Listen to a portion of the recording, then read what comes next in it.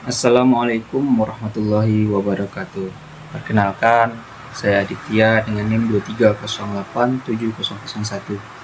Baiklah, untuk pertemuan kali ini kita akan membahas tentang administrasi keuangan atau segala hal yang melibatkan anggaran atau segala hal yang melibatkan kegiatan yang pada akhirnya berhubungan dengan keuangan.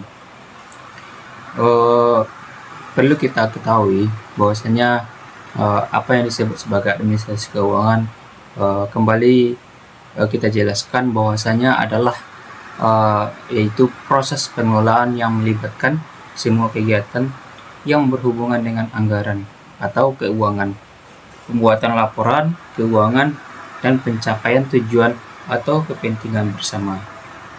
Nah, apa tujuan dari administrasi keuangan ini? Di antaranya sekian banyak tujuannya, banyak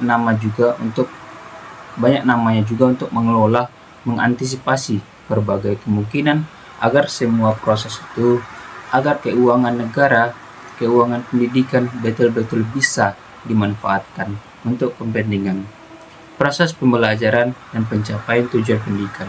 Secara umum, bentuk tujuannya yang pertama adalah mereka yang meningkatkan efektivitas dan efisiensi penggunaan keuangan sekolah. Efektivitas berarti kaitannya dengan pencapaian tujuan, efisiensi berarti kaitannya dengan waktu. Jadi dengan dikelola sedemikian rupa keuangan tadi, maka diharapkan tujuan pendidikan, tujuan program yang membutuhkan keuangan itu bisa tercapai. Semua dikelola, didesain sedemikian rupa.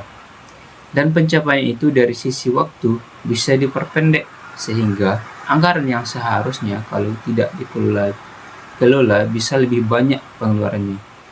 Nah, sekarang kita bisa lihat apa yang lebih efektif, lebih efisien, dan penggunaannya lebih ekonomis, tapi kualitas tidak menjadi nomor dua.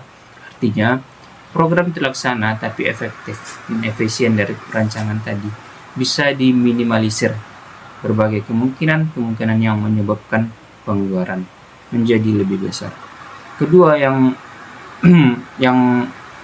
kedua adalah untuk meningkatkan akuntabilitas dan transparansi keuangan sekolah. Artinya begini, ada kejelasan terkait pertanggungjawaban keuangan.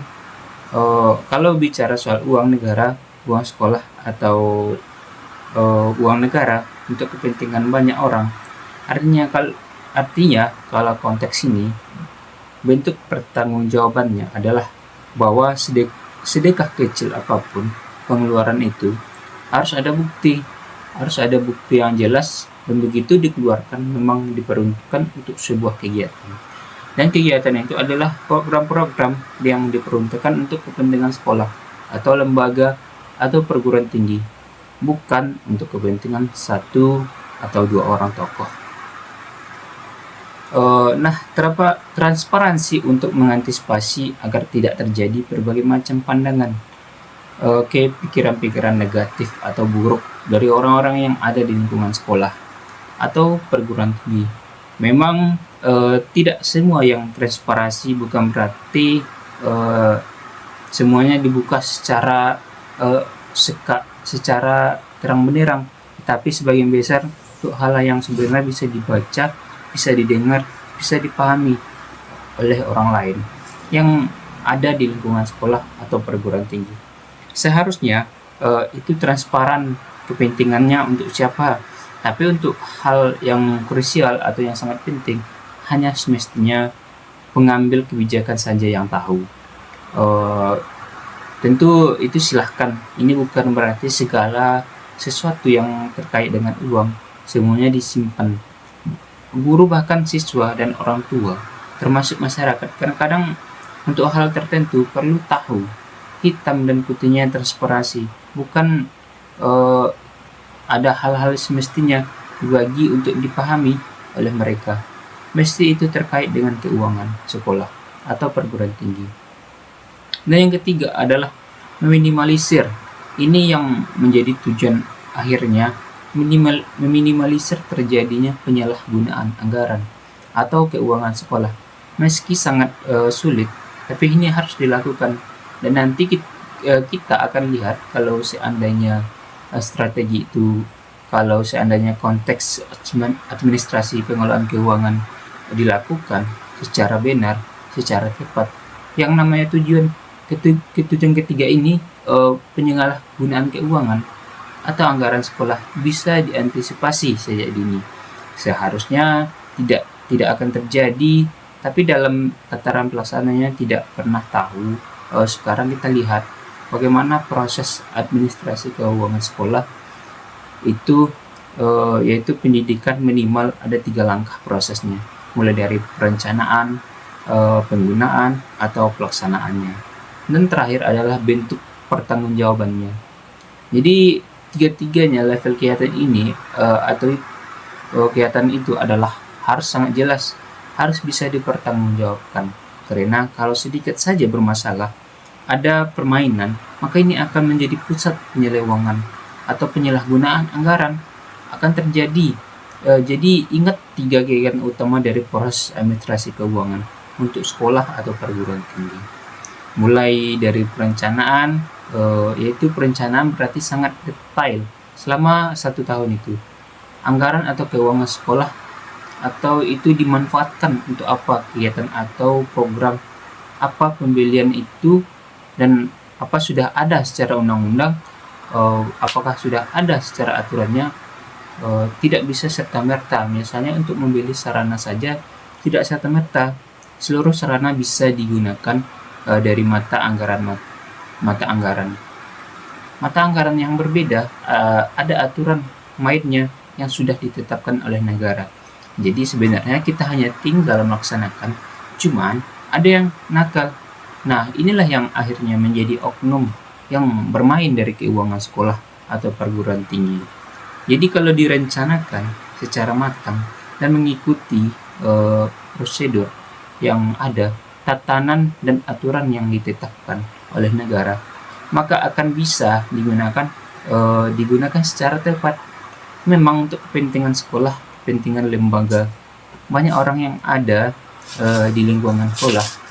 Dan terakhir ada pertanggungjawaban yang jelas, bukan hanya sekedar omongan, tapi ada bukti-bukti bahwa pengeluaran itu telah terjadi untuk kepentingan apa dan untuk keperluan apa, kapan, di mana, dan apa bentuknya.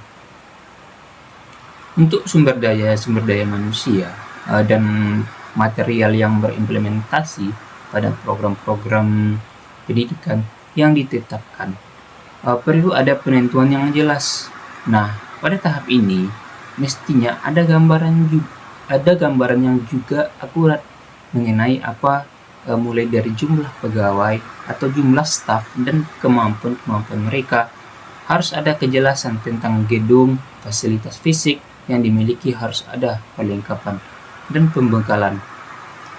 Ada pelayanan bantuan operasi dan pemeliharaan, termasuk pelayanan administratif, dan terakhir pembuatan perkiraan anggaran dengan jeli dan teliti. Nah, semuanya mari kita lihat. Yang pertama terkait dengan perencanaan atau penyusunan. Kalau di sekolah, penyusunan kita menyebutnya penyusunan RAPBS yang bersifat transparan, bersifat terbuka, menyangkut yang berhubungan dengan keuangan sekolah, dan berlangsung selama 1 tahun pembelajaran ke depannya. Harus aspiratif, artinya memperhatikan masukan-masukan dari berbagai pihak dan kepentingan. Tidak hanya akumulasi mentang-mentang kita, misalnya pengambil kebijakan di sekolah, itu maunya kita, bukan. Maka salah satu prinsipnya adalah aspiratif, memperhatikan setiap masukan dari setiap pihak yang berkepentingan. Bersifat partisipatif artinya melibatkan semua yang berkepentingan di sekolah dalam proses pengambilan kebijakan. Nah, dalam proses pembuatan penyusunan anggaran sekolah, dan bersifat akuntabel, artinya bisa dipertanggungjawabkan. Bersifat terbuka, sehingga adanya saling kepercayaan, muncul semua pihak-pihak yang terlibat. Sekarang kita ulas kembali. Langkah pertama tadi adalah perencanaan. Nah, perencanaan itu biasanya dilakukan di awal tahun ajaran. Artinya di awal tahun pembelajaran masih kepala sekolah yang menyusun, namanya RAPBS, yang yaitu rencana anggaran pendapatan dan belanja sekolah. Pada dasarnya ERP ini memuat segala hal tentang program dan kegiatan yang akan dilakukan dan dilaksanakan oleh sekolah selama 1 tahun ke depan. Mungkin itu saja yang bisa saya jelaskan terkait dengan administrasi keuangan. Mohon maaf jika ada kesalahan dan dalam pengucapan kata baik tingkah laku. Saya Aditya undur diri. Assalamualaikum warahmatullahi wabarakatuh.